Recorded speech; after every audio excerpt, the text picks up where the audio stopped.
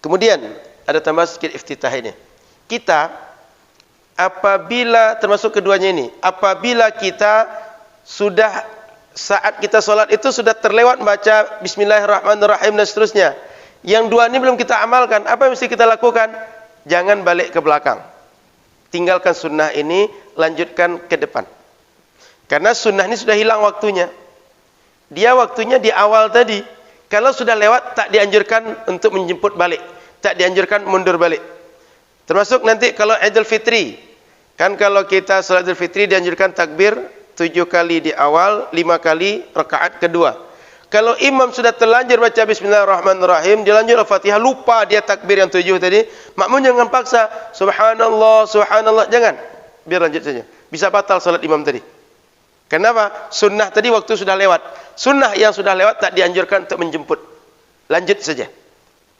Tak pakai takbir yang 7 tadi sah salat kita. Nanti takbir kedua, rakaat kedua, imam takbir 5.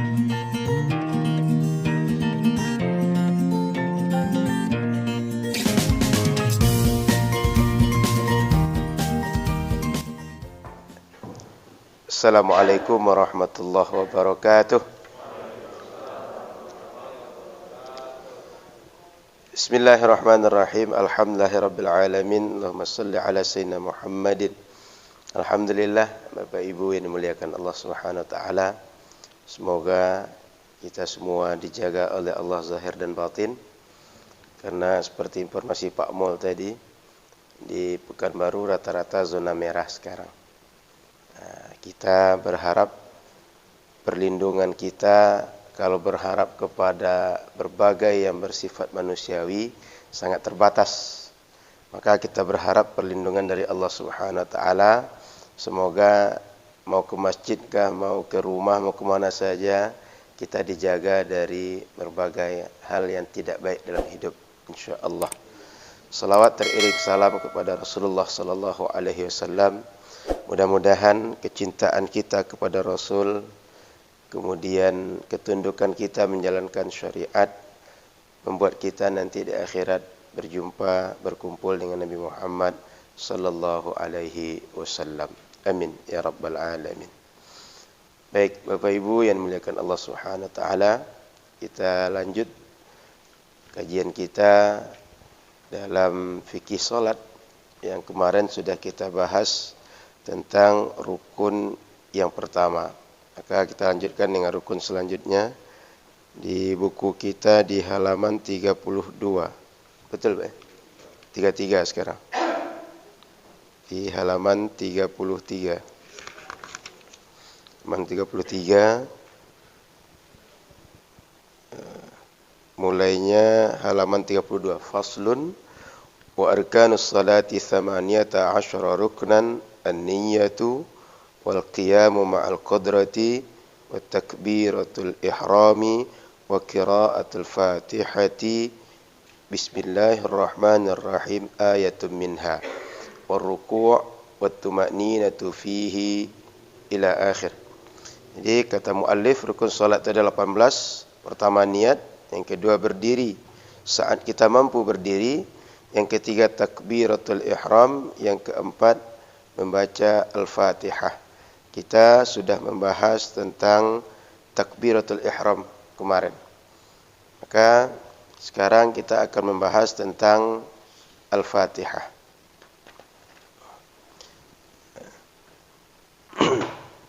Al-Fatihah satu di antara surat di dalam Al-Quran.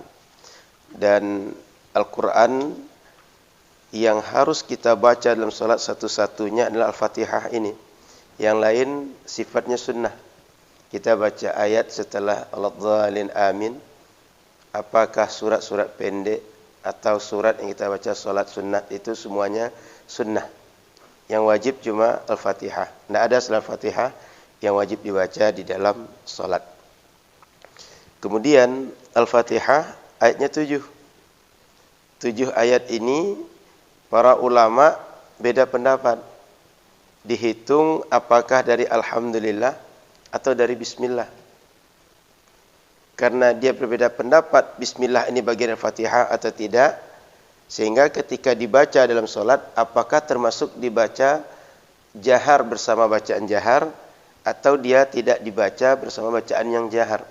Perbedaannya adalah masuk Al-Fatihah atau tidak, bagian dari surat atau tidak. Karena kalau kita tengok dalam Al-Quran, Bismillahirrahmanirrahim itu ada di setiap awal surat. Setiap awal surat pasti ada Bismillahirrahmanirrahim, selain surat At-Taubah. Sehingga jumlahnya dalam Al-Quran tetap 114. Karena dalam surat At-Taubah tidak ada, tetapi dalam surat An-Naml ada. Surat An-Naml ayat 24 terdapat Bismillahirrahmanirrahim. Ketika cerita surat Nabi Sulaiman kepada Ratu Bilqis itu diawali dengan Bismillahirrahmanirrahim. Maka totalnya tetap jumlahnya 114. Di surat At-Taubah itu tak ada dimulai dengan Bismillah. Nah, perdebatan ulama, apakah Bismillah ini bagian dari surat atau dia tidak bagian dari surat, dia pembuka saja. Dia ayat Al-Quran, diakui ayat Al-Quran. Sehingga kalau ayat Al-Quran itu misalnya 6.000 totalnya tanpa Bismillah, ditambah dengan Bismillah, totalnya dihitung 6.114. Jadi dia dihitung sebagai ayat Al-Quran, cuma tak dihitung sebagai awal surat menurut sebagian. Maka ketika disebut membaca Al-Fatihah atau Ummul Quran atau Ummul Kitab dalam hadis Nabi, maka membacanya itu yang sepakat itu dimulai dari Alhamdulillah. Itu sebabnya. Ini ayat dari surat atau bukan?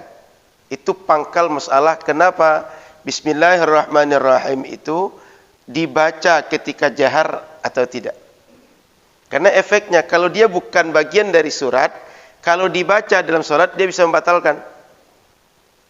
Dia bukan bagian dari bacaan surat Al-Fatihah, lalu kita tambahkan, dia bisa membatalkan nanti. Makanya sebagian mazhab mengatakan tidak boleh baca bismillah, kalau dibaca justru batal. Itu sebabnya ada yang sholatnya tidak jahar bismillahirrahmanirrahim. Pengaruhnya di sini. Bagian dari Al-Fatihah atau bukan. Karena mereka sepakat ketika kita sholat mesti baca Al-Fatihah. Cuma Al-Fatihahnya apakah masuk bismillah atau tidak. Paham Bapak Ibu? Itu sebabnya sebagian jahar, sebagian tidak. Bagi mereka kalau jahar itu bisa batal. Makanya mereka tak menjaharkan. Nah, bagi sebagian jahar itu cuma sunnah, maka mereka tetap baca sir. Sehingga Bapak Ibu menemukan orang baca bismillah itu tak baca sama sekali, bacanya sir, lalu alhamdulillah keras. Atau seperti kita, semuanya lunak kalau ketika bacaannya sir, baca jahar ketika bacaan jahar. Bertemu itu semua, dasarnya itu. Al-Fatihah bagian dari bismillah bagi Al-Fatihah atau bukan.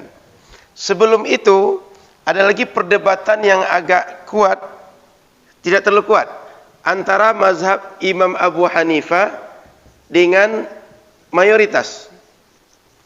Mayoritas ulama mengatakan ketika kita sholat itu yang wajib dibaca adalah Al-Fatihah. Mazhab Imam Abu Hanifah tidak, yang penting ada surat dari Al-Quran atau ada ayat dari Al-Quran. Sehingga ayat mana saja kita baca boleh. Ini perdebatan yang lain. Menurut Imam Abu Hanifah, apa saja ayat faqra'u ma tayassara minal Qur'an. Apa saja ayat yang bisa kita baca, bacalah. Kata mayoritas enggak. Yang mesti dibaca itu Ummul Kitab, Al-Fatihah. Sehingga kita baca Bismillahirrahmanirrahim sampai Al-Dhalin, itulah yang mesti kita baca.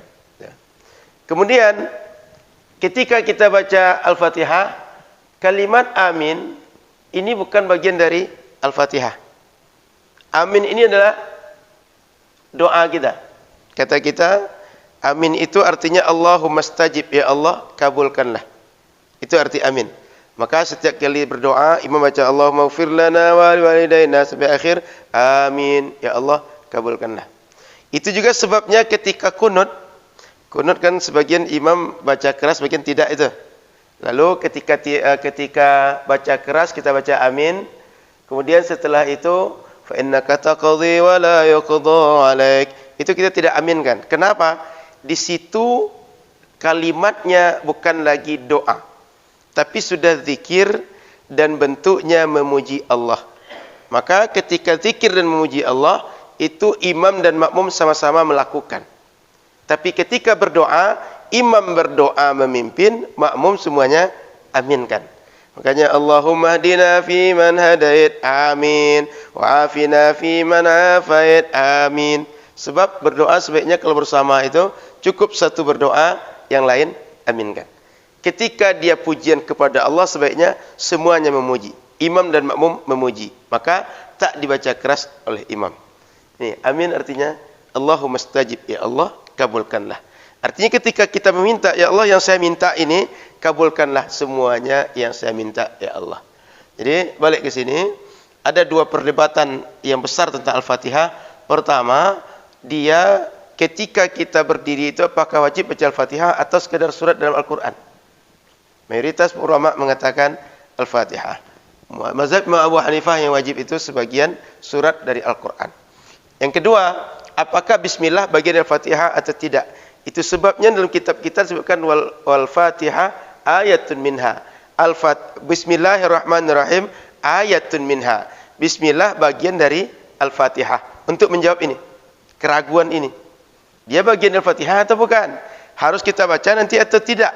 Ini dia. Sebabnya tadi karena terdapat di setiap awal surat dan sebagian mengklaim sebagai pembuka surat, bukan bagian daripada surat. Paham Bapak Ibu? Itu dua perdebatan tentang Al-Fatihah. Kemudian Bapak Ibu rahmati Allah Subhanahu wa taala, membaca Al-Fatihah ini wajib ketika fardu, ketika sunnah, ketika berjamaah, ketika sendirian. Artinya meskipun kita salat jamaah, imam kita bacaannya Al-Fatihah bagus bacaannya. Mungkin qori paling bagus di Indonesia imamnya. Tetap makmum baca Al-Fatihah. Tidak diwakili oleh imam. Kondisi yang Al-Fatihah tak dibaca oleh makmum satu saja. Saat dia masbuk, kemudian mendapati imam sedang rukuk. Saat itu dia tak buru-buru baca Al-Fatihah, dia langsung takbiratul ihram, bergabung bersama imam, bacaan Al-Fatihah dia sudah ditumpangkan kepada imam dan dia dianggap dapat satu rakaat itu. Jadi itu saja. Kalau yang lain kita mesti baca. Apalagi mulai dari awal solat bersama imam, imam baca Al-Fatihah, kita mesti baca Al-Fatihah. Mau solatnya berdiri, mau solatnya duduk, mau solat berbaring, tetap baca Al-Fatihah. Mau solatnya orang musafir, mau solatnya orang muqim, baca Al-Fatihah. Mau solat di rumah, solat di masjid, baca Al-Fatihah. Solat laki-laki, solat perempuan, solat orang dewasa, solat anak-anak, baca Al-Fatihah. Intinya setiap orang solat mesti baca Al-Fatihah. Tidak ada yang tidak dibaca Al-Fatihah. Kemudian Bapak Ibu yang dirahmati Allah Subhanahu wa taala, kenapa kita baca Al-Fatihah? Dalam hadis sahabat Ubadah bin Samit meriwayatkan, anna Nabiy sallallahu alaihi wasallam qala la salata liman lam yaqra fiha bi Fatihatil kitab. Tidak sah salat kalau orang salat itu tak membaca di dalamnya Ummul Kitab atau Fatihatul Kitab. Tidak sah, tidak disebut salat kalau dia dalam salat tak baca Al-Fatihah. Maka harus baca Al-Fatihah berdasarkan hadis ini. Kemudian kata Nabi dalam hadis yang lain, la tujzi'u salatun la yuqra'u fiha bi Fatihatil kitab. Tidak sah salat yang dalam salat ketika itu tak dibaca dengan Al-Fatihah. Dalam hadis yang lain, idza qumta ila salati fakabbir thumma qra' bi Fatihatil kitab. Kata Nabi, kalau engkau salat maka takbirlah sebagai pembuka salat, takbiratul ihram.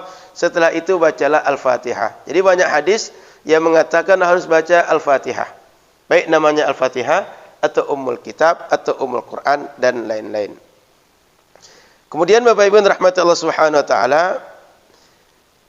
ketika kita baca Al-Fatihah ada sunnah-sunnah yang dianjurkan sebelum Al-Fatihah. Apa sunnahnya? Pertama, sebelum Al-Fatihah dianjurkan baca doa istiftah. Doa istiftah.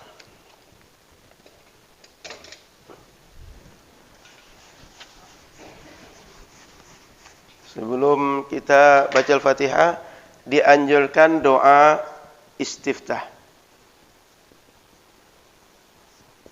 Doa istiftah ini boleh kita baca Allahumma ba'id atau Allahu Akbar atau hamdan thayyiban katsiran mubarakan dan seterusnya. Mana yang hafal? Yang mana satu? Digabung ketiganya baik. Yang hafal Allahumma ba'id silakan. Yang hafal Allahu Akbar kabira silakan. Hamdan thayyiban katsiran mubarakan fi silakan. Di dalam mazhab Syafi'i bacaan istiftah yang dianjurkan itu ini, yang paling terbaik yang ini. Yang kita hafal selama ini. Allahu Akbar kabira dan seterusnya. Tapi boleh dibaca dengan redaksi selain ini. Kalau ada dapat redaksi selain ini, tiga ini juga boleh. Kenapa? Karena memang riwayat tentang baca istiftah ini ada beberapa riwayat. Sehingga mengamalkan semua riwayat itu lebih baik daripada mengamalkan sebagian dan meninggalkan sebagian. Makanya para ulama itu ketika dalam satu masalah banyak hadis, satu masalah ada 10 hadis, dia berusaha mengkaji 10 itu dan mengakomodir ke 10 hadis tadi untuk diamalkan. Daripada kita punya 10 hadis, lalu kita amalkan cuma 1-2 hadis, yang 8 kita anggap tak kuat. Mereka tidak begitu. Tapi semuanya dikaji. Jika setelah selesai pengkajian sanad itu aman, ini bisa diamalkan, semuanya diakomodir. Maka pengkajian mereka komprehensif. Sehingga kalau bertemu dengan hadis tema yang sama, tak akan bertabrakan fatwa di awal dengan fatwa selanjutnya. Contoh sederhana. Nabi SAW solat enggak pakai sendal. Itu secara umum. Tapi kemudian ditanya ketika Fathu Makkah, Nabi itu solat pakai sendal. Apakah Nabi solat pakai sendal? Iya, kata sahabat yang tahu kejadian itu. Lalu ketika hadis satu tak pakai sendal, satu lagi pakai sendal, seandainya kita tak mengkaji komprehensif keduanya, akan kita katakan solat pakai sendal itu sunnah. Terbayang Pak, kalau di Masjid Nurul Fajar, dia datang ke masjid pakai sepatu, pakai sendal, solat pakai sepatu dan sendal. Lalu ditanya orang, Pak, sepatu buka dulu Pak. Kenapa solat pakai sepatu? Ini sunnah. Jangan melarang sunnah. Jangan memerangi sunnah. Jangan kamu musuhi sunnah. Kamu kan ahlu sunnah. Terbayang kalau seperti itu. Kita apalagi baru pakai karpet ini. Baru pakai karpet, solat orang pakai sendal pula di masjid kita. Kenapa alasannya? Sunnah. Rupanya para ulama kemudian mengkaji bahwa Nabi pakai sendal itu bukan hukum asal. Ini dispensasi. Yang kedua, dilakukan Nabi hanya di perjalanan, sangat jarang. Yang ketiga, masjid Nabi tak yang pakai sendal tadi itu enggak seperti kita sekarang. Dia tanah. Di Masjid Nabawi lantainya tanah. Di Makkah dulu di Ka'bah itu tanah. Sekarang aja yang keramik cantik. Tapi dulu tanah. Maka kalau orang solat di lantai itu dengan sendal dengan sepatu, wajar, masuk akal, sebab tanah. Dan Nabi ketika solat dengan sendal atau sepatu itu, solatnya ini sudah bersih, tidak membawa najis. Di kita kadang-kadang bawa sendal itu ke kamar mandi masuk juga, ke pasar masuk juga. Di depan tuh kadang-kadang ada banjir, masuk juga, pinggir parit masuk juga, loncat parit lewat juga. Jadi kadang-kadang sendal ini tak jelas entah suci entah tidak. Kita bawa solat. Nabi tidak begitu. Nabi solat itu sendalnya sudah pasti bersih. Nabi solat itu di tempat yang tanah, bukan keramik seperti kita. Maka ketika banyak hadis diamalkan semua sehingga tak bertabrakan bertemu dengan hadis yang lain. Sehingga kita tak mengatakan solat tak pakai sendal sunnah. Datang hadis yang tadi solat pakai sendal sunnah. Pada akhirnya bingung sendiri yang mana satu yang sunnah. Dikaji semuanya. Maka ada kaidah para ulama i'malul kalam. Ini menarik, kalimatnya sederhana. Beda-bedanya sedikit. I'malul kalam khairun min ihmalih. I'mal al-kalam khairun min ihmalih atau ihmalil kalam. Bedanya di sini ha, di sini ain. Tapi artinya jauh tolak belakang. I'mal mengamalkan. Kita punya 10 hadis lalu kita akomodir. Ihmal mengabaikan, meninggalkan. Bahasa Arab menariknya gitu. Cuma beda ain dengan ha, tapi artinya satu mengambil dan satu meninggalkan. Satu memakai, satu mencampakkan. Bedanya cuma satu. Ha dengan ain. I'malul kalam khairun min ihmaliha. Maka ketika bertemu banyak riwayat, sebaiknya diamalkan semuanya dibanding ditinggalkan sebagian dan diamalkan sebagian. Kemudian Bapak Ibu rahmati Allah Subhanahu wa taala, yang kedua dianjurkan ketika Al-Fatihah, surah Al-Fatihah ini adalah ta'awudz, membaca a'udzubillah. Bacaan a'udzubillah ini juga macam-macam. Boleh a'udzubillahi minasyaitonir rajim, a'udzubillahi samiil alim minasyaitonir rajim, atau a'udzubillah saja. Yang mana kita akan baca itu dapat sunnah semua. Ketika setelah Al-Fatihah istiftah selesai, kita sambung dengan a'udzubillahi minasyaitonir rajim, lalu bismillah. Dan ini dianjurkan setiap rakaat. Sehingga setiap rakaat a'udzubillahi minasyaitonir rajim, bismillahirrahmanirrahim, alhamdulillahirabbil alamin, dan seterusnya. Kemudian dalam membaca Al-Qur'an, setiap kita memulai bacaan Al-Qur'an ini dianjurkan baca a'udzubillah. Kalau pertengahan surat enggak dianjurkan setelahnya bismillah. Makanya para imam kita, contoh dia baca akhir surat Al-Baqarah, lillahi ma fis samawati wa ma fil ard. Dia tak baca bismillah di awal. Kenapa? Dia tidak mulai dari awal surat. Tapi coba tengok ketika baca inna a'tainakal kautsar, dia baca bismillahirrahmanirrahim, inna a'tainakal kautsar, dan seterusnya. Perbedaannya di situ. Secara tajwid, kalau kita membaca dari awal surat, itu dianjurkan dengan basmalah. Kalau dari tengah surat, dianjurkan baca dengan a'udzubillah. Ini berlaku dalam salat dan luar salat. Maka Bapak Ibu kan sekarang lagi ngaji Quran, berusaha khatam Quran tuh. Misalnya kita mulai dari juz 10, tak di awal surat. Ketika memulai bacaan, langsung a'udzubillahi minasyaitonir rajim, ya ayyuhalladzina amanu kutiba alaikumus shiyam, dan seterusnya. Tapi kalau nanti mulai dari surat awal Ali Imran, bismillahirrahmanirrahim, alif lam mim, terus baca bismillahnya. Jadi kalau seandainya kita salat jamaah, imamnya membaca bismillahirrahmanirrahim ketika surat, lalu tak baca bismillahirrahmanirrahim ketika Al-Fatihah, perbedaannya adalah karena sebab di sini secara tajwid bismillah itu dianjurkan di awal surat. Di situ terjadi perbedaan tadi, bahwa sebagian ulama mengatakan baca bismillah dengan jahar, sebagian mengatakan tidak. Maka Bapak Ibu rahmati Allah Subhanahu wa taala, perbedaan seperti ini adalah bagian dalam pandangan ilmu tajwid. Jadi balik ke sini, kalau kita di luar salat mengaji dari awal surat, mulailah dengan bismillah. Kalau tidak, mulailah dari a'udzubillah. Dalilnya apa? Fa idza qara'tal Qur'an fasta'idz billahi minasyaitonir rajim. Kalau baca Al-Qur'an, berlindunglah kepada Allah dari syaitan yang terkutuk. Kemudian kenapa awal surat baca bismillah? Kata Rasul, kullu amrin dzibalin la yubda bi bismillahirrahmanirrahim fahuwa aqta fahuwa abtar fahuwa ajzam. Setiap perkara yang baik tidak dimulai dengan bismillah, maka dia kehilangan keberkahan, dia kehilangan kebaikan. Maka setiap yang baik-baik dia mulai dengan bismillah. Ini di awal mulainya. Maka dari awal surat itu bukalah dengan bismillah.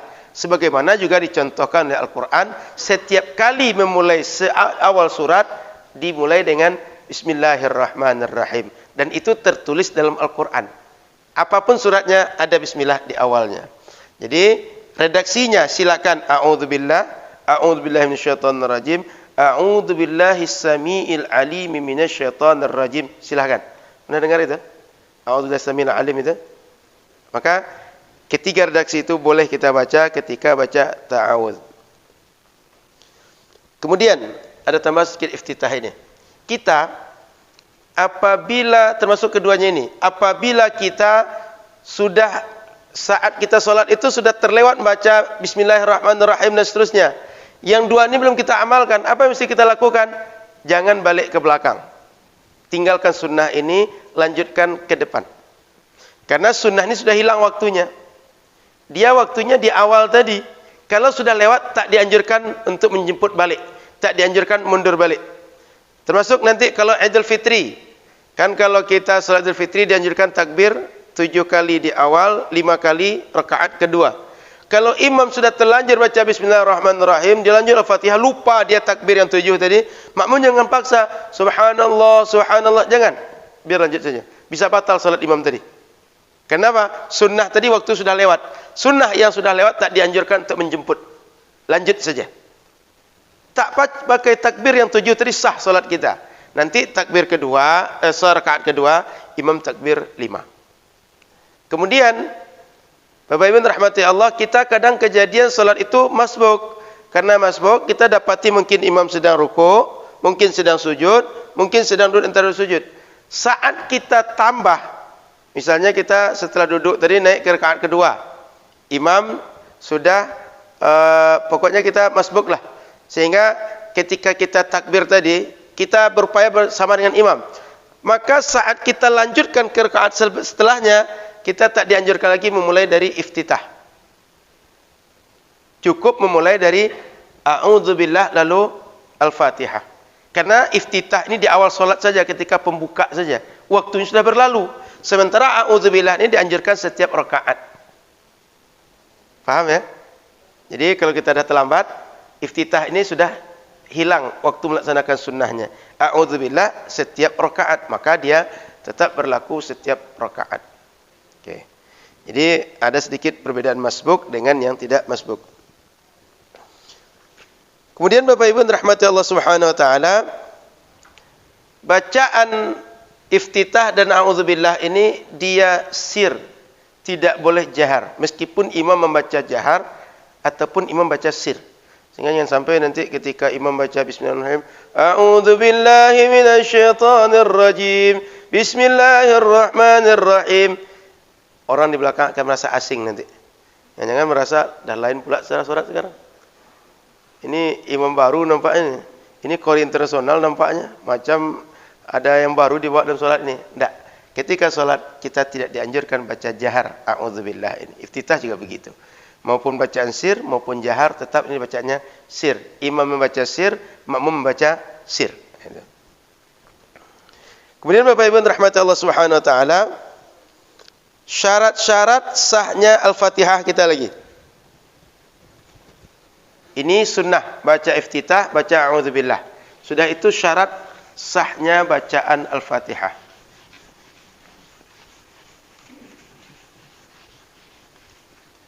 Ada berapa syarat?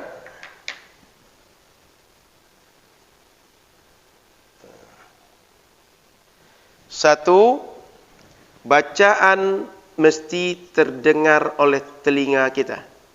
Ada bacaan terdengar. Sama sebelumnya ketika kita baca takbiratul ihram, saat membaca itu Allahu Akbar, minimal terdengar oleh telinga kita bahwa ada yang keluar dari mulut. Ketika bismillahirrahmanirrahim sampai akhir, terdengar juga oleh mulut kita, ada suara yang keluar dari mulut kita, terdengar oleh telinga kita. Jadi terdengar oleh telinga. Sehingga yang saya sebut dalam pertemuan sebelumnya, tidak sah solat orang kalau dia mingkemnya solat. Dia diam dan solat. Kenapa? Tak ada yang dibaca. Sementara dalam bahasa Arab sebut dibaca itu ada suara yang keluar, ada huruf yang terbentuk. Kalaulah dituliskan, bisa kita tuliskan bentuk huruf tadi. Contoh saya menyebut bismillah, dituliskan bisa tulis seperti tadi. Maka disebut membaca apabila ada suara yang terdengar oleh telinga kita sendiri. Artinya ada nih yang terbaca oleh mulut kita. Yang kedua, bacaan Al-Fatihah mesti diurut, berurutan dia. Jangan nanti mentang-mentang sudah lama hafal Al-Fatihah nih, saya enaknya iyyaka na'budu dulu lah. Iyyaka na'budu wa iyyaka nasta'in, ihdinas siratal mustaqim. Lalu balik, bismillahirrahmanirrahim, alhamdulillahirabbil alamin. Tidak boleh acak. Mesti ditertibkan, diurutkan dari bismillah sampai waladhdallin. Yang ketiga, berkesinambungan. Jangan sampai kita dihitung orang yang putus bacaan. Makanya imam meskipun dia ngambil nafas, jangan lebih dari 2 nafas dia berhenti. Kan kadang kita mungkin karena suara tinggi atau karena suara panjang berhenti ngambil nafas. Boleh berhenti tapi jangan lebih dari 2 nafas. Dihitung kalau seandainya lebih 2 nafas, dihitung kita memutuskan bacaan. Sementara dia harus berkesinambungan. Setelah selesai satu bacaan, sambung terus. Kemudian Bapak Ibu rahmati Allah, orang selama bisa membaca Al-Fatihah dengan tajwid, meskipun dibaca satu nafas, sah bacaannya. Kan ada orang yang suara nafasnya panjang, dia baca a'udzubillahi minasyaitonirrajim, bismillahirrahmanirrahim, alhamdulillahirabbil alamin, arrahmanirrahim, maliki yaumiddin, seterusnya. Orang yang seperti ini selama benar dalam tajwid, sah Al-Fatihahnya. Kemudian bila orang menyambung seperti itu, kan kalau kita baca bismillah, di ujungnya nanti Ar-Rahmanir-Rahim, Ar-Rahmanir-Rahim itu. Kan harakatnya kasrah itu. Kemudian alhamdulillahirabbil alamin, di belakangnya harakatnya fathah. Itu harakat-harakatnya mesti hidup semua. Kalau tidak, dia dihitung salah secara tajwid dan dihitung menghilangkan sebagian huruf dan harakat, sehingga Al-Fatihahnya tidak sah. Makanya orang ketika dia baca disambung terus, dia pastikan di ujungnya mi bacanya. Bismillahirrahmanirrahim, alhamdulillahirabbil alamin, arrahmanirrahim. Fathah di ujung alamina ini mesti jelas. Semuanya mesti hidup harakatnya. Kalau disambung terus. Tapi kalau sudah kita berhenti, boleh kita sukunkan. Seperti umumnya kita baca Bismillahirrahmanirrahim, alhamdulillahirabbil alamin. Boleh begitu.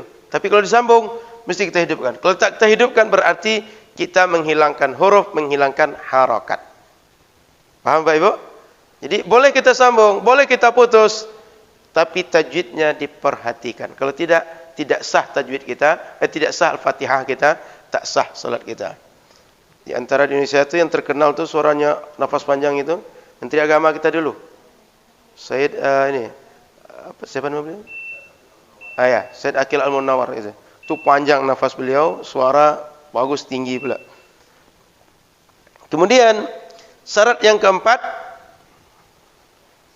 harus dengan bacaan qiraah yang benar.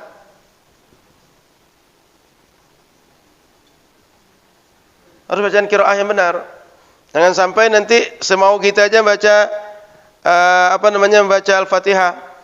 Maknanya tajwidnya mesti kita perhatikan, makharijul huruf mesti kita perhatikan. Salah satu huruf berarti tidak benar bacaan kita. Makanya kalau Bapak Ibu ingin mempelajari tajwid dengan detail, Al-Fatihah harus detail. Selain itu tidak ada yang wajib kita baca. Tapi Al-Fatihah wajib kita baca, dan itu terulang setiap rakaat dalam salat kita. Sehingganya Pak In, kalau nanti dibuat di sini majelis tahsin, paling minimal betul semua jamaah harus bisa Al-Fatihah. Harus lurus Al-Fatihah. Kenapa? Ini contoh yang salah. Seandainya ada yang salah-salah, kita baca bismillah itu kan tulisan begini, pakai sin. Betul? Ada orang kadang baca itu bismillahirrahmanirrahim pakai sa. Pernah dengar begitu? Itu kemungkinan ada. Atau bismillahirrahmanirrahim pakai shin. Atau bismillahirrahmanirrahim pakai sad. Kesalahan seperti itu menyebabkan Al-Fatihah kita tidak sah. Ya, seperti itu. Baca dengan bismillah misalnya pakai sa. Pakai seperti ini. Ini berasal kata ithmun. Ithmun dosa. Berarti kita baca dengan dosa Allah. Secara bahasa Arab begitu. Secara tajwid salah. Contoh yang lain. Ketika kita misal baca iyyaka na'budu wa iyyaka nasta'in, hilang tasydid pada iyyaka, itu hilang makna. Karena iyyaka ini dalam bahasa Arab adalah ifadatul hasri, untuk menunjukkan hanya kepada engkau saja kami ibadah. Tapi hilang tasydidnya ini artinya matahari. Ketika hilang tasydid, kita seakan menyebut kepada matahari kami ibadah, kepada matahari kami minta tolong. Cuma tasydid yang hilang. Maka tajwid kalau kita ingin detail, betul-betul fasih, Al-Fatihah ini yang harus. Yang selain itu sebaiknya bagus juga, tapi ini tak bisa tawar-menawar ini. Karena setiap kita pasti akan salat dan salat pasti baca Al-Fatihah. Makanya Bapak Ibu rahmati Allah Subhanahu wa taala, para ulama detail dalam menghitung jumlah huruf dalam Fatihah ini. 156. Kurang hurufnya tak sah salat nanti. Begitu berhitungnya. Tasydidnya jumlahnya ada 14. Betul 14. Silakan dihitung nanti 14 kalau ingat saya. Dihitung tasydidnya. Kenapa? Kalau salah ada yang tinggal, Al-Fatihahnya tidak benar. Jadi Bapak Ibu, kalau yang tua-tua, seandainya kami tak mungkin lagi belajar ngaji Ustaz, paling minimal buat halaqah untuk baca Al-Fatihah yang benar. Itu paling minimal. Sehingga kita bisa membedakan baca dhad dengan dal, ta dengan ta, ha dengan ha. Untuk Al-Fatihah saja. Kenapa? Pengaruhnya terhadap sah salat kita. Nah, sehingga majlis dibuat dengan tahsin minimal itu. Sehingga nanti jangan dirubah-rubah harokat dalam Fatihah itu. Iyaka jangan iyaki. An'amta alaihim jangan an'amti alaihim. Apalagi an'amtu alaihim. Dalam bahasa Arab an'amtu saya yang beri nikmat. An'amta engkau ya Allah yang beri nikmat. An'amti menisbahkan Allah kepada perempuan. Dan itu semua tak diperbolehkan. Maka harus benar. Kemudian syarat yang kelima, ini mesti dengan bahasa Arab dibaca. Sehingga sama dengan ketika kita baca takbir kemarin, tidak boleh Allah dan gadang. Tidak boleh diterjemahkan dengan nama Allah yang Maha Pengasih, Maha Penyayang. Allah Tuhan sekalian alam. Tidak boleh begitu. Mesti Bismillahirrahmanirrahim. Alhamdulillahirabbil alamin. Arrahmanirrahim dan seterusnya. Harus bahasa Arab. Kalau tidak bahasa Arab tidak sah. Alasannya apa? Karena bahasa lain tak mewakili, tak mengakomodir makna daripada bahasa Arab. Yang keenam, bagi orang yang mampu berdiri harus dibaca dalam keadaan berdiri. Dia mampu salat berdiri, bacanya mesti dalam keadaan berdiri. Baru nanti dia mau duduk, atau bagi orang yang sedang apakah dia baru bergabung sebagai makmum masbuk atau tidak, saat berdiri dibaca baru ikuti gerakan selanjutnya. Kalau orangnya dia mampu berdiri lalu dia duduk, dia baca Al-Fatihah saat dia mampu berdiri tadi, kalau tidak dia duduk. Intinya siapapun yang mampu baca Al-Fatihah dalam keadaan berdiri mesti berdiri. Kalau tidak, tidak sah Al-Fatihahnya. Kalau orang yang mampunya cuma duduk, dia baca saat duduk. Oke. Ini 6 di antara ketentuan Al-Fatihah. Terdengar oleh telinga, dibaca berurutan, dibaca berkesinambungan, terus menerus, tak boleh diputus. Kemudian bacaan qiraah yang benar, tajwid yang benar. Kemudian bahasa Arab, kemudian berdiri. Kemudian Bapak Ibu yang rahmati Allah Subhanahu wa taala, perlu kita pahami kalau nanti ada imam baca qiraah selain qiraat yang biasa kita baca. Qiraah Warash misalnya atau yang lain dia baca, itu sah salat selama membaca dengan qiraat yang mutawatir. Kan kadang kita ada mendengar bacaan qiraat itu wadduhi. Pernah dengar ya? Berbagai macam alaikum baca alaikumu, khalaqal insan. Kita baca itu. Dia baca khalaqal insan, dibaca begitu. Itu bacaan qiraatnya yang berbeda, tapi yang dibaca sama. Nah, apabila dibaca dengan qiraat yang seperti itu sah salat kita. Selama dia memperhatikan ketentuan seperti ini. Qiraat itu tak ada masalah dalam syariat. Nah, Bapak Ibu rahmati Allah Subhanahu wa taala, kalau kita jujur, qiraat itu ya katakan 7 lah yang mutawatir. Anggap kita yang 7 ya qiraat, sehingga dikenal dengan qiraat sab'ah. Pernah dengar ada lomba qiraat sab'ah? Pernah dengar ya? Qiraat sab'ah MTQ itu. Katakan 7 lah yang muktabar. 7 qiraat. 7 qiraat ini bila kita baca dalam Fatihah dengan salah satu di antara sekian cara itu boleh. Lalu kenapa kita sejak dahulu baca riwayat Asim saja? Yang kita baca sekarang? Kenapa? Dari dulu yang mengajarkan cuma bisa riwayat yang ini. Seperti yang kita baca sekarang itu. Kemudian kalau seandainya kita pelajari ketujuhnya, ini jelimet, ribet. Harus hafal Al-Quran dulu, baru bisa pindah ke yang lain. Supaya kita tahu perbedaan-perbedaan setiap bacaan.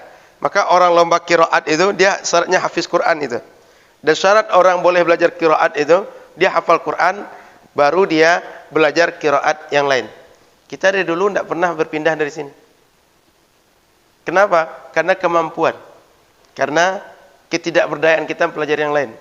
Ini juga alasannya kenapa sejak dahulu kita beramal dengan mazhab Syafi'i saja. Kenapa? Kalau kita beramal dengan berbagai macam mazhab, satu, gurunya tak ada. Dua, kita referensinya sulit ditemukan. Yang ketiga, tidak ada orang buat majlis-majlis seperti itu. Yang keempat, kalau sempat diamalkan di mayoritas masyarakat mengamalkan mazhab Syafi'i, orang bisa menganggap ini aneh. Bisa menganggap ini ajaran baru. Bisa menjadikan fitnah. Dia beda sendiri, yang lain sama. Maka menimbulkan heboh. Tabiat kita beda sedikit itu nggak siap.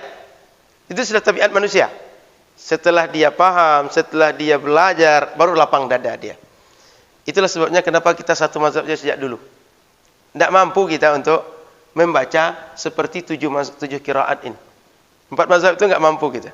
Apalagi setiap masalah ada dalil, kita mengargumentasikan setiap dalil itu bukan pekerjaan yang mudah. Sudah itu Bapak Ibu, kenapa kita mengamalkan mazhab Syafi'i ini? Dia sudah instan. Seperti tadi, rukun salat 1, 2, 3, 4 sudah instan. Kalau kita langsung mengkaji pada hadis, berapa banyak hadis? Kita kaji satu-satu, baru kita simpulkan ini jadi rukun, ini jadi sunnah. Ini posisi di sini, ini posisinya setelah itu, ini sebelumnya. Itu minta ampun. Dan kita bukan orang yang hafal hadis seperti Imam Ahmad bin Hanbal yang hafal jutaan hadis. Kita Arba'in Nawawiyah aja tak hafal semua. Maulana Arba'in kan ya? Hadis berapa sekarang? 5. 23. Coba kalau kita seandainya sejak awal sampai sekarang dihafal satu-satu aja hadis itu. Sampai sekarang dah hafal 23 atau belum? Apalagi 42 hadis itu. Sementara hadis Rasul itu jutaan riwayatnya. Lalu kita berdasarkan hadis langsung beramal. Itu pekerjaan minta ampun. Belum lagi menseleksi ini hadisnya sahih atau bukan. Sebab sahihnya juga periwayatnya apakah dia diperdebatkan ulama, apakah seorang saduq, seorang siqah. Berbagai istilah itu ribet, jelimet, sulit. Maka Bapak Ibu, sejak dahulu para ulama kita sayang kepada kita. Disampaikan kalau ditanya bagaimana cara sholat, ini rukunnya, ini sunnahnya, ini adabnya, ini pelengkapnya, ini yang membatalkannya. Dari mana hasil itu semua? Pengkajian Al-Quran dan hadis. Ini pengkajian Al-Quran dan hadis semua ini. Cuma enggak kita kaji detail. Kenapa? Kalau orang baru belajar, baru paham dia, langsung setiap ini ada dalil. Jangan-jangan kajian dia sudah 10 tahun belajar, cuma rukun sholat saja. Tidak pernah pindah nanti ke masalah jual beli. Tidak pernah pindah masalah pernikahan. Tidak pernah pindah masalah ada masalah yang disebut dengan jinayat. Tapi kalau dikaji dari awal, hal-hal yang paling pokok, hal-hal yang akan jadi amal, mereka tahu. Soal ingin detail nanti, dia belajar lebih lanjut. Dia baca kitab lebih tebal. Dia duduk lagi dengan guru. Sehingga setiap masalah ini dalilnya apa? Kenapa kita mesti pakai ini? Kok tidak seperti yang lain? Itu nanti dibuat diskusi setiap dalilnya. Dan kitab-kitab para ulama, seperti kitab yang kita pelajari sekarang. Kenapa Ustaz nggak ada dalil kita seperti ini? Kan nggak ada dalil kan? Jarang kita temukan dalilnya Al-Quran, hadis kan? Kenapa? Kitab ini ditujukan untuk para pemula, untuk kita yang awam, supaya ketika belajar ini pokok-pokok, poin-poin yang menjadi substansi ilmu itu dapat. Dia tak sibuk untuk mencari bahan. Sama seperti kita ke dokter, kata dokter, Pak, Bapak sakit Bapak ini. Bapak katakan demam. Ini Bapak makan 3 kali sehari, sebelum makan atau setelah makan. Ini makannya 1 sendok atau 2 sendok. Kan begitu? Kita enggak perlu lagi disebutkan, Bapak makan 1 sendok sebabnya ini bahannya dari serainya serai asiri. Sehingga kalau Bapak makan 2 sendok, nanti akibatnya ini. Kalau Bapak makan 1 sendok, akibatnya ini. Itu apa kata orang berobat? Pak, sebut aja apa yang saya makan atau saya tidak gitu. Jangankan mendengar penjelasan Bapak, nengok Bapak sebentar aja sudah pusing kepala saya ini. Sudah rasa mau goyang, mau jatuh saya kata dia. Jadi kemampuan kita menyebabkan kita tak bisa mengkaji setiap masalah sampai kepada dalil.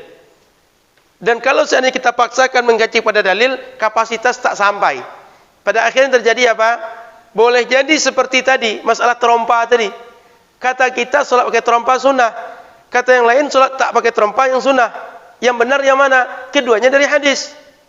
Karena kemampuan kita dalam mengkaji semuanya tak bisa komprehensif, kita bisa bertabrakan dalam banyak hal dengan diri kita.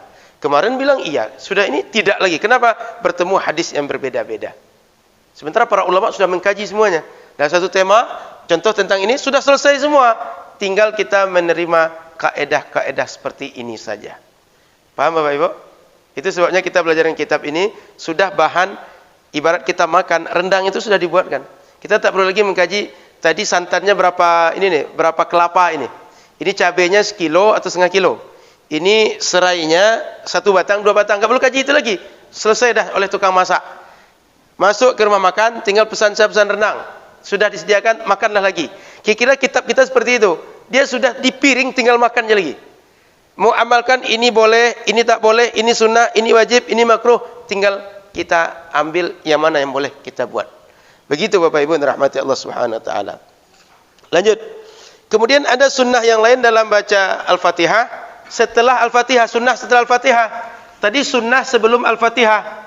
Baca istiftah, kemudian baca a'udzubillah. Sunnah setelah Al-Fatihah, pertama baca amin. Seperti tadi Allah mustajib, ya Allah kabulkanlah. Yang kedua, sunnah membaca surat atau ayat Al-Quran. Apa saja yang kita hafal. Sehingga Bapak Ibu setelah waladhdallin amin, tak baca surat apapun, tak baca ayat apapun, sah solat. Misal kita solat sunnah, kita tak baca ayat apapun.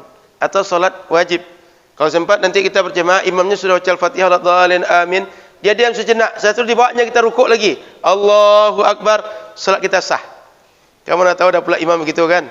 Saking galaunya dia, pas baca setelah Al-Fatihah, ini surat yang mana mau dibaca ini? Berkecamuk dalam pikiran dia.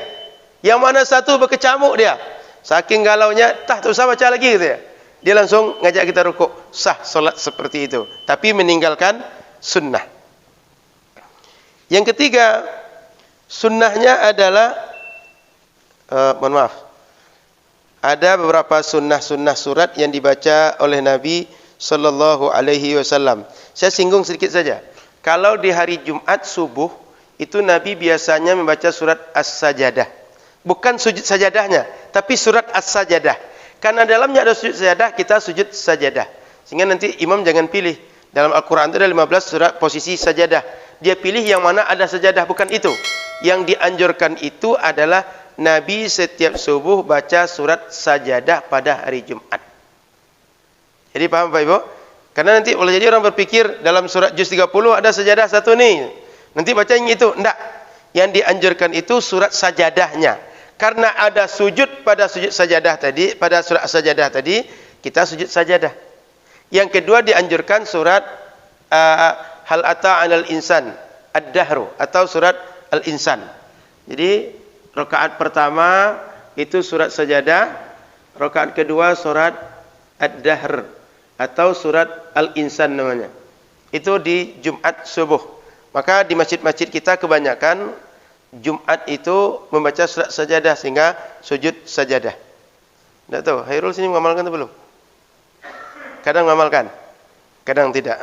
Ini bagian daripada sunnah. Yang lain-lain nanti insya Allah pertemuan akan datang saya singgung beberapa kebiasaan Rasul membaca surat di dalam solat. Baik, saya kira ini tentang Al-Fatihah, kita lanjut diskusi. Nanti ada penjelasan kebiasaan Rasul. Maghrib beliau baca surat apa? Subuh baca apa? Isya baca apa? Itu ada penjelasan, atau salat sunnah nanti Rasul baca apa? Itu ada penjelasan ayat-ayat yang biasa dibaca Rasul. InsyaAllah dalam pertemuan akan datang. Baik, silakan kita diskusi. Silakan Pak Mul. Baik Pak Mul. Baik. Ya, betul. Betul. Tapi di sebagian beberapa yang dibaca surat sajadahnya ya, tapi yang rakaat kedua Al-Insannya itu tidak dibaca Al-Insan. Itu gimana? Berarti dia dapat sunnah sebagian saja. Jadi Rasul mengamalkan keduanya. Makanya Khairul kalau bisa hafal keduanya Khairul, supaya dapat sunnah keduanya. Cuma Pak Ibu agak sabar sedikit, agak panjang solat kita hari Jumat.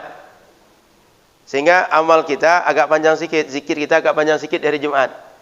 Nah, jadi tak apa-apa, kalau tak dibawa imam nanti jangan-jangan kita tak panjang berzikir kita di hari Jumat. Mumpung imam baca zikir panjang, kita sekalian ikut imam. Nah, itulah kita beruntungnya kalau berjamaah ini. Imam dia bisa panjang, kita sekalian dapat zikir panjang. Kalau imam tak bisa, kita dapat zikir yang pendek saja. Nah, jadi kalau bisa Ustaz Khairul hafal kedua surat ini karena bagian yang boleh dikatakan jarang ditinggalkan Rasul mengamalkan ini. Maka selain itu surat-surat ada yang khas dibaca Rasul tapi tidak kita jaga seperti baca sajadah itu. Saking Rasul biasa menjaga baca sajadah dengan surat Ad-Dahr itu. Baik, silakan yang lain. Beliau, silakan. Baik. Bagi makmum yang masbuk itu dia mendapatkan rakaat dari rutin dari imam itu dalam posisi Ruku. imam itu baru dapat atau tidak dapat. Baik. Baik. Ustaz Khairul, boleh berdiri, Ustaz? Biar saya mempraktekkan saya masbuknya. Ustaz Khairul imam. Lurus menghadap situ ya, Ustaz. Di saf situ, Ustaz. Biar saya di belakang nanti kan. Anggap saya ini baru datang, anggaplah dari sini kan. Saya ingin gabung.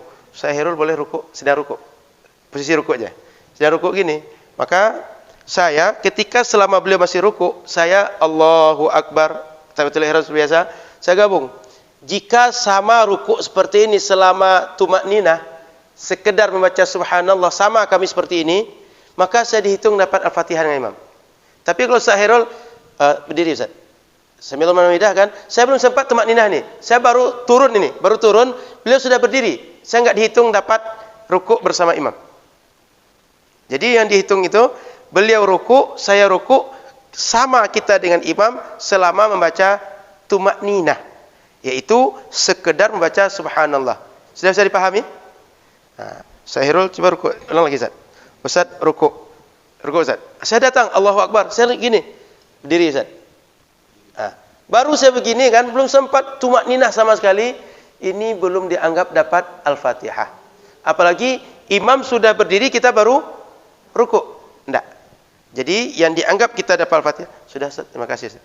Kita dianggap dapat Al-Fatihah itu bila imam dan kita berbarengan ruku sekedar membaca subhanallah atau tumakninah.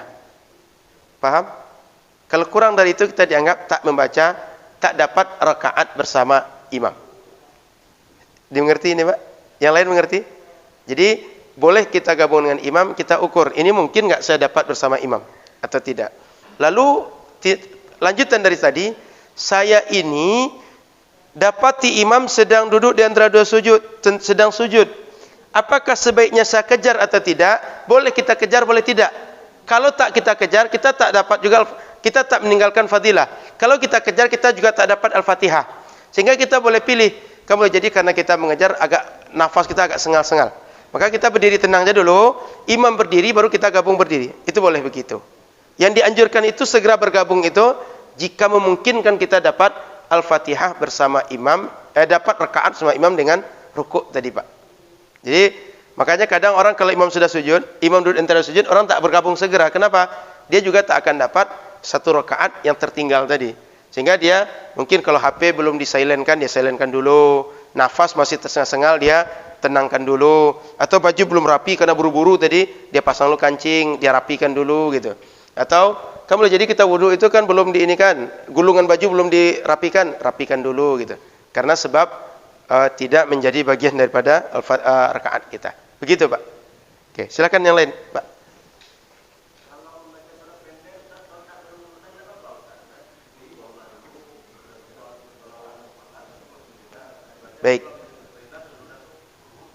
Baik.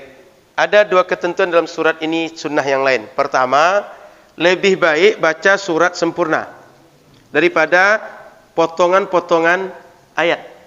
Lebih baik begitu. Contoh kan kadang orang baca amanar rasul bima unzila ilaihi min rabbih wal mu'minun sampai akhir. Lalu ada yang baca bismillahirrahmanirrahim wadduha wal laili idza saja. Lebih afdal selesai yang satu surat sempurna daripada potongan-potongan itu. Yang kedua, nah itulah sebabnya di kita rata-rata imam itu baca juz 30. Di samping dia mengamalkan ini, di balik itu ada alasan yang lain, tak hafal. Tak hafal juz yang lain, yang hafal juz 30 aja gitu. Maka tertolong dengan alasan sunnah. sunnah menyelesaikan surat yang sempurna dibanding baca sebagian ayat saja. Yang kedua, dianjurkan berurutan. Berurutan ini maksudnya apa? Urutan dalam dalam surat itu kan dari alif lam, dari surat Al-Fatihah sampai An-Nas kan berurut itu. Dianjurkan kalau rakaat pertama, misalnya urutan 110 suratnya, rakaat kedua nanti yang 111 atau setelahnya. Dianjurkan begitu. Urutan dalam posisi dalam Al-Quran. Jangan pula dikaji urutan asbabun nuzul. Itu lebih repot lagi. Ini urutan dalam posisi letak dalam Al-Quran. Jadi, rakaat pertama yang lebih awal posisi dalam peletakan, rakaat kedua yang setelahnya. Itu sunnahnya. Sehingga kalau kita sholat, Qul ya ayyuhal kafirun, rakaat keduanya Qul huwallahu ahad, karena Qul ya ayyuhal kafirun lebih awal, Qul huwallahu ahad belakangan dalam posisi letak. Sudah, Pak? Ini anjuran 2 tentang surat ini. Sebaiknya baca satu surat yang sampai tuntas. Kemudian yang kedua, sebaiknya diurut sesuai posisi letak dalam Al-Quran. Baik, sudah Pak? Ada lagi yang lain? Silakan. Silakan. Ayat Al-Quran dan Al-Fatihah itu apakah setiap rakaat atau rakaat keduanya pada saat sholat rakaat? Baca surat tadi, Pak? Surat ayat Al-Quran sesudah Al-Fatihah. Ya, setiap dianjurkan kalau kita sholat sendirian, itu sebaiknya setiap rakaat kita baca. Paling minimal 2 rakaat pertama. Dan kalau imam ketika sholat berjamaah, dia cukup membaca 2 rakaat pertama saja. Rakaat ketiga keempat jangan. Kenapa? Imam itu dia sebaiknya ketika dia sholat tak terlalu panjang. Dan dia perlu menjaga jamaah dia. Di belakang ini ada ibu yang bawa anak kecil. Ada bapak yang dia sudah tak bisa lama berdiri. Ada orang yang sedang punya mungkin urusan atau ada yang sedang dipikirkan. Lama sholat, ini semakin hilang khusyuk dia. Maka ketika kita berjamaah, imam sebaiknya cukup Al-Fatihah saja 2 rakaat terakhir. 2 rakaat pertama dengan ayat. Baik sholat itu bacaannya sir atau jahar. Baik bacaan itu, sholat itu cuma 2 rakaat atau lebih. Jadi 2 rakaat saja imam membaca Al-Fatihah dengan ayat. Setelah itu, dia baca Al-Fatihah saja lagi. Kalau kita sholat sunnah ingin baca surat panjang, silahkan. Kalau kita sholat sendirian ingin baca surat panjang, tak ada masalah. Tapi kalau kita berjamaah, di belakang kita ada yang kita angkut orang bersama kita dengan berbagai keadaan. Jangan-jangan gara-gara kita terlalu panjang, terlalu banyak kita baca, orang belakang ini tersiksa batin. Dia tak bisa menikmati sholat bersama kita. Begitu. Sudah? Ada lagi yang lain? Silakan.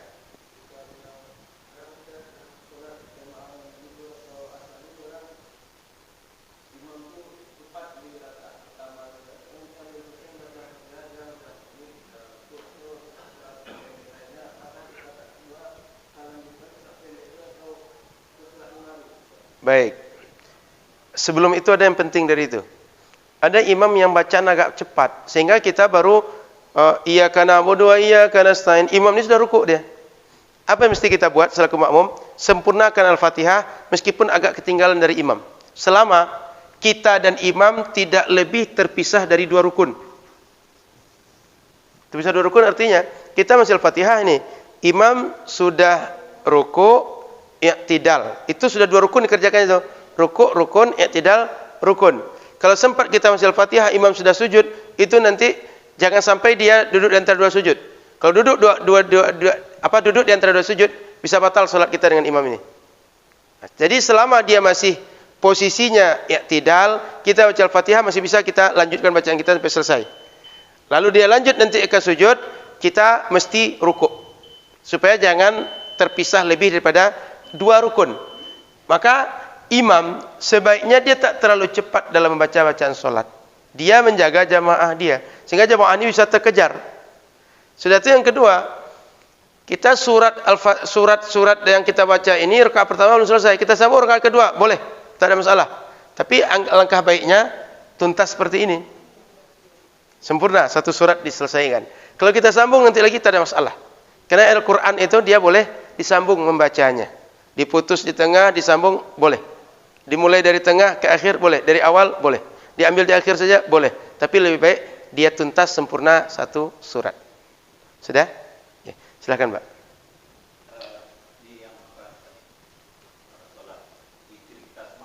Baik.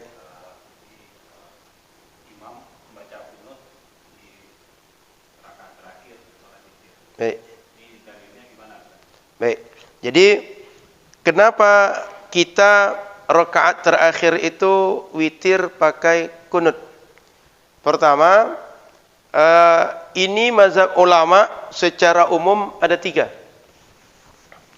Mazhab ulama tentang masalah ini, persepsi ulama tentang witir ini. Ini kita tak menyebut kunut subuh ya, kunut witir saja fokus. Nanti kunut subuh nanti kita kaji. Satu mengatakan setiap witir tidak ada kunut. Ini mazhab yang lemah. Jarang orang pakai ini. Yang kedua, setiap hari witir pakai kunut. Sehari pakai witir. Ini mazhab Imam Abu Hanifah. Sehingga kalau Bapak Ibu ketemu orang setiap witir dia pakai kunut. Itu mazhab Imam Abu Hanifah yang diamalkan. Mau di Ramadan, luar Ramadan, mazhab Imam Abu Hanifah. Yang ketiga, hanya paruh kedua Ramadan. Paruh kedua Ramadan ini diamalkan oleh 2 mazhab, Imam Syafi'i dan Imam Ahmad. Maka di Makkah orang akan mengamalkan ini juga nih, karena di sana Hambali diamalkan.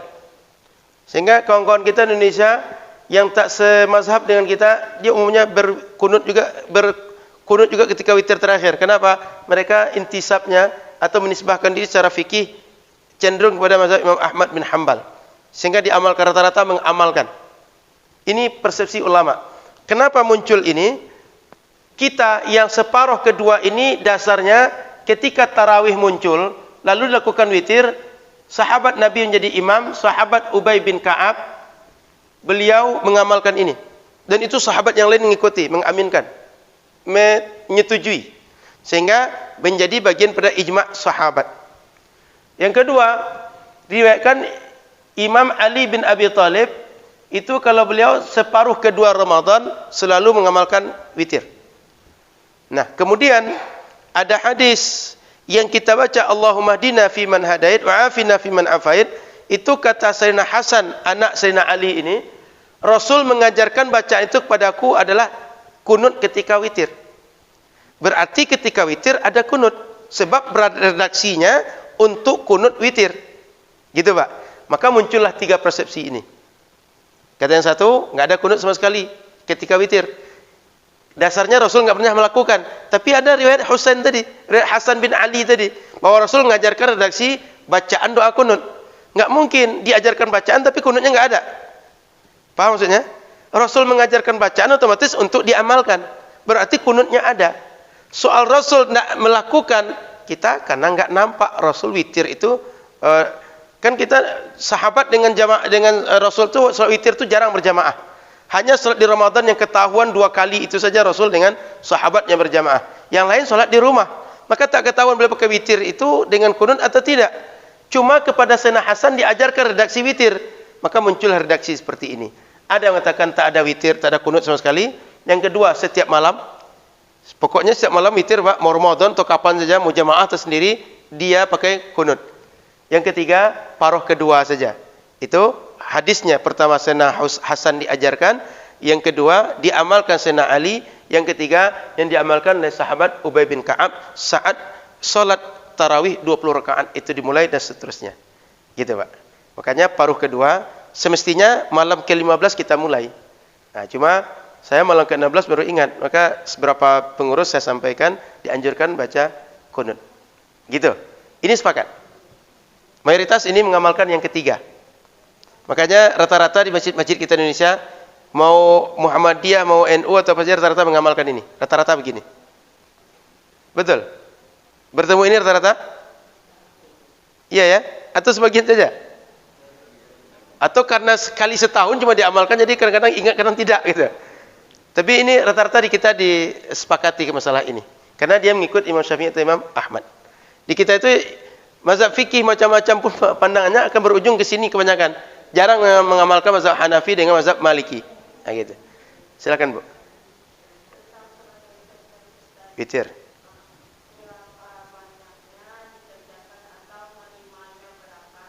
Baik. Witir Nabi sallallahu alaihi wasallam pertama waktu itu berlaku sejak Isya sampai subuh. Selama rentang waktu ini boleh kita witir. Yang kedua, jumlahnya 1 sampai 11, maksimal 11. Yang ketiga, dianjurkan setiap 2 rakaat salam. Maka witir paling minimal 1 rakaat. Paling banyak 11 rakaat. Sudah, Bu? Apa, Bu? Beja. Ya. Oh, boleh. Sebaiknya witir ini kalau kita bisa berkesinambungan lebih baik. Misalnya setiap 2 rakaat kita langsung sambung gitu. Atau kita istirahat sebentar lalu kita sambung lagi. Boleh seperti itu. Sebaiknya disambung. Jadi 2 rakaat salam, 1 rakaat jumlahnya 3 rakaat, 5 rakaat, 7 rakaat. Yang ganjil boleh. Kemudian waktunya Isya sampai subuh. Kemudian yang sangat dianjurkan berniat witir itu pada rakaat terakhir. Nah, kemudian kan ini ada 2 rakaat salam, 2 rakaat salam ini. Ini adalah kadang di witir itu kan ada 3 rakaat langsung 1 salam. Ada 2 rakaat 1 salam. Ini berdasarkan hadis Nabi bahwa salatul laili wan nahari matna matna. Dalam hadis Sahih Bukhari, salat sunnah malam hari atau siang hari sebaiknya setiap 2 rakaat salam, 2 rakaat salam. Maka mazhab Syafi'i memilih mengamalkan hadis ini. So kaidah ini tadi, mengamalkan banyak riwayat lebih baik daripada meninggalkan sebagian, mengamalkan sebagian. Bahwa dalam riwayat itu dianjurkan kalau kita mengamalkan hadis bahwa 2 rakaat salam, 2 rakaat salam itu lebih baik daripada meninggalkan hadis ini.